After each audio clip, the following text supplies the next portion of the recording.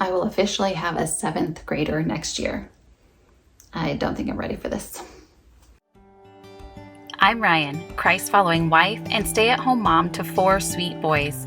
I'm growing and learning how to glorify Christ as a wife, mom, homemaker, and teacher, so come and grow and learn with me. I am Momma on Mission. Okay, so 7th grade, ready or not, here we come. We're getting to those ages, guys, where, it's always different with your oldest, right? The firsts, it's just weird. But we're getting into those ages where I'm like, oh my goodness, I remember what I was doing and thinking at this age, and Lord help me, I am not old enough to be dealing with a kid going through that, right? Now, given I was not homeschooled growing up, so I was still pretty sheltered, but in some ways not. And so hopefully it's a little better for him, but goodness gracious, I just can't believe that I'm here. We're here. Now, all that to say, my 12-year-old is still very much a kid, and I love that about him. He still has imagination, and he still is into playing with his brothers, and he's not growing up too fast. We always think it's too fast, right? But he's really just a good kid, and I'm really proud of him. He has a very gentle spirit, and he's just so easy to get along with, and I just love him to pieces. But we're going into 7th grade. In a lot of ways, we're keeping things very much the same as we have in the past, but we are, kind of ramping stuff up as naturally happens as you get closer and closer to high school. So here is what we're going to be using for him. Now, if you've been around here any time at all, go ahead and say it with me. For math, we are using Saxon, like always. Again, it's not broken, so I'm not going to fix it. Saxon works for us. It's not everybody's cup of tea. It's very black and white. I understand that. People say it's dry. People say it's boring. People say it's repetitive. I like it. My kids like it. They learn from it. And all that being said, we do modify it. I do not make them do every single problem on the warm-up and on the lesson practice and on the mixed practice. I just don't do that. It's a lot of work. It would take a couple hours if we did everything. That being said, also, I use Nicole the Math Lady. We started this past year, and it was a game changer for my son for math. He had started in 6th grade to just not love math, and that's not like him. He loved math before that. He was kind of struggling. His grades were slipping, not bad, but I just noticed kind of a downward trend of his grades in math. And I was like, is this weird middle school stuff happening, or is there something more to it? And once we got Nicole the Math Lady, where someone else is teaching him, and she teaches it quickly and concisely and in a fun way. She does not drone on, and she's not monotone. She is fun. She's bubbly. There's the corny brain breaks. If you know what I'm talking about, you know what I'm talking about. And he just loves math now. And so I am definitely not getting rid of her anytime soon. Now, for language arts, this past year, we tried something new. We tried to use Sonlight language arts, because I'm we already use Sonlight history, Bible, literature. Why not use Sonlight language arts too? Great idea in theory. I didn't love it. He didn't really have a problem with it, but it just wasn't working for us. It was very, the first day, we do the 4-day-a-week schedule. So the first day was always dictation, which I love dictation, narration, copy work, all of that stuff.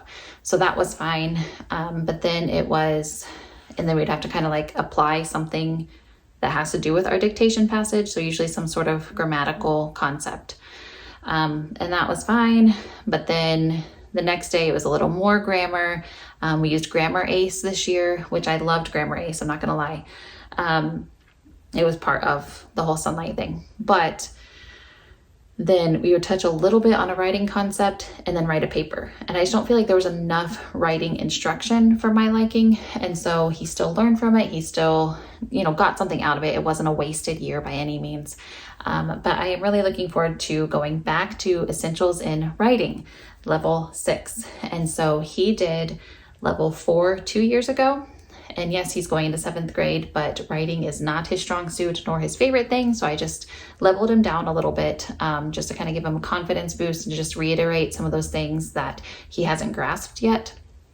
Because I'd rather do that than go ahead and put him in level 7 and him just hate it and do poorly in it. Essentials in writing, when he used it before, it did work fairly well for us. The first semester was amazing for us. That is the year that I had a baby in October, and so I got behind on the grading aspect because it is a video-based program, so you can buy DVDs or get the online access. And the guy who teaches it does a great job. The lessons are short and to the point. And then you do a worksheet that corresponds with it, and you take assessments randomly and do have some writing assignments and all that. But I fell behind on my grading, and it was just really hard after that to kind of like get back on track. And so it wasn't that the program itself was bad or wasn't working. It wasn't what I needed for that year. But I want to give it a try again because I think this will be a better timing for it, and hopefully we love it so that we can just kind of stick with it, because I'm tired of looking for language arts curriculum. It's the one area that I've had a hard time. I found what I loved, and it worked for several years, and then it just wasn't working anymore, and my son hated it the whole time. So I had to give up my dream curriculum and kind of honor what he needs and how he works when it comes to language arts. And the video approach seems to work a lot better for him. So we're going to try it again. For science, all 3 of my oldest boys, will be kindergarten, 5th grade, and 7th grade, are all going to be doing Apologia's botany. Now, technically, their Early Explorers series is for kindergarten through 6th grade. But my son's a young 7th grader. He just turned 12. And so I don't think it'll be very hard to incorporate him in this at all. But this will be the last year that he is in with us for science. He's going to be doing something independent next year. But I just wasn't quite ready for that track yet. And so I think we'll just stick with this. And if he does need a little bit more of a challenge, I can always find some extra assignments or some demonstrations or something for him to work on, and maybe assign a paper or something.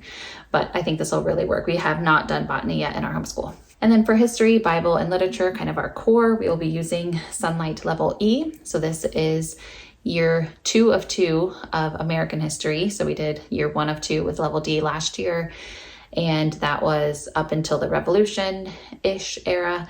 And so we're going to be doing like early 1800s on this next year. And I'm really looking forward to that. We've actually, until this past year, hadn't done like strictly American history. We've always done world history.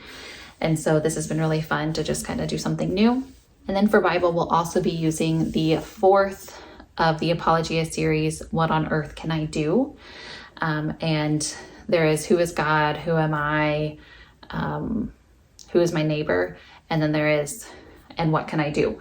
And so we really love this for like an apologetics type course. You do this in our Bible time. And then also with the history/language arts aspect, he will be doing the readers that go along with Level E. And so he is an avid reader. So this is always one of his favorite parts of the day. And then something new we're trying this year is typing. He is going to 7th grade. I've never done typing with him. Whoops. He knows how to poke around on a screen, like a touch screen, but he does not know how to type. So we're going to be using typing.com this year for that. It's free. Don't know if it'll work or not, but we're going to give it a go. And then for handwriting, I debated on whether or not to like keep him going in handwriting, but I decided I really would like to.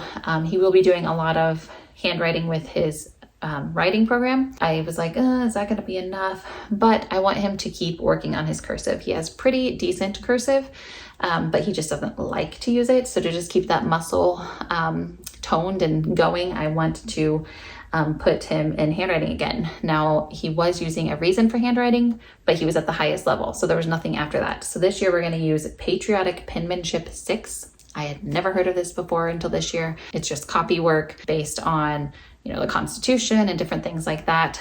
I just wanted something easy, and it was rather inexpensive, so that's what we're going to try out this year. And then finally for spelling, he's going to be using Spelling Workout Level G. Again, another thing that I was like, do we still need to do spelling?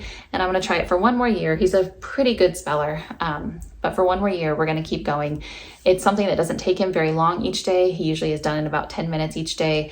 It's just a worksheet-based approach, so he just has a list of words, some worksheets that go along with them, and a test at the end of the week. He's done spelling that way since 2nd grade, I think, or somewhere around there, and it's easy and it works because he's a good speller. That is all we're using this year. Let me know down below if you have a 7th grader and what that looks like for you, what curriculum you're thinking about using. He just started in our youth group at church, and I'm just like, I am not ready for this. He's in there with like 17 and 18-year-olds, and I'm like, what's happening? But they do a really good job at like catering to those middle school grades too. So anyway, thank you so much for watching, and I'll talk to you next time. Bye.